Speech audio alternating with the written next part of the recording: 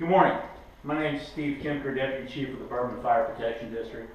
Today we're going to be talking about effective communications on the fire ground.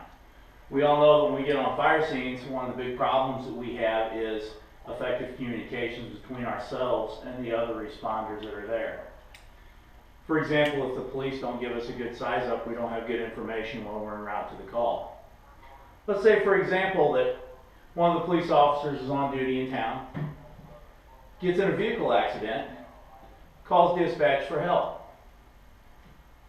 As we're going down the road to the call, they're sitting there, they hear the sirens start to get closer, and then they hear them fade away.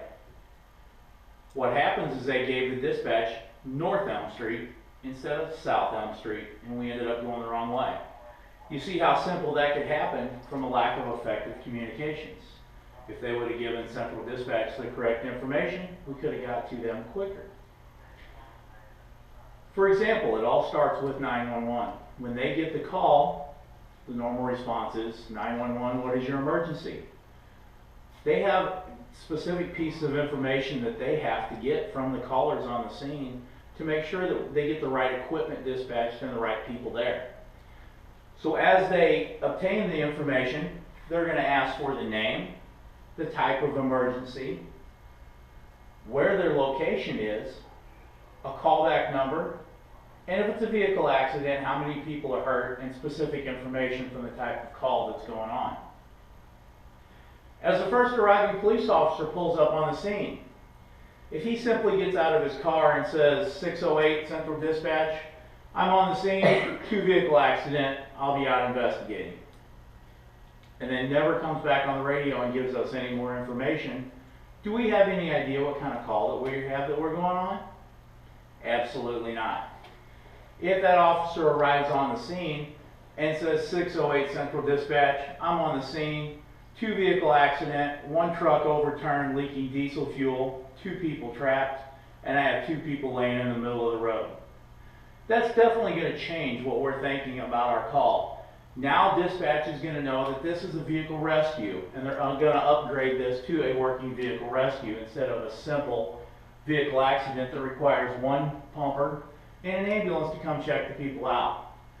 Now they know they have at least 4 patients, 2 of them are trapped in a vehicle, 2 of them are seriously injured laying in the middle of the road. So dispatch, part of that effective communication circle, is going to be able to upgrade this to a vehicle rescue for us without us even having to tell them.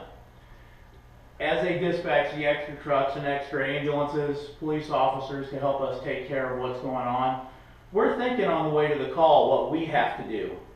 The paramedic on the ambulance and his partner are probably discussing what they're going to do when they get there, how they're going to triage and assess the patients, and determine if the 2 additional ambulances en route are going to be enough, or if they're going to need more, or a helicopter for somebody that has serious trauma. We're thinking on the fire truck and communicating, okay, I got a diesel fuel leak, good, it's not gas. We're going to have to make sure it's not running down on the patients, 2 people trapped. I've got 2 more trucks en route, is that going to be enough? Where's the situation, what's laying there? As the officer does his 360 for safety around the scene, if he comes back on the radio and lets us know, hey, the 2 people are trapped, the vehicle's down in a ditch, you're going to have a pretty heavy extrication, that gets us thinking about calling additional resources, making sure that we have everything we need to effectively handle our situation. As Brian Potter stated in his EMS World article in 2008, a good working relationship between all those working in public safety on the scene goes a long way for effective communications.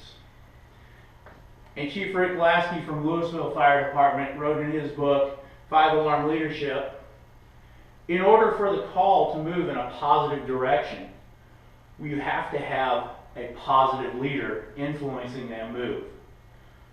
So we have to make sure that our effective communication is just that. It has to be effective and get our point across. As we arrive on the scene and we see what's going on, we have to communicate to the other units that are still en route what we have going on, what our size up is.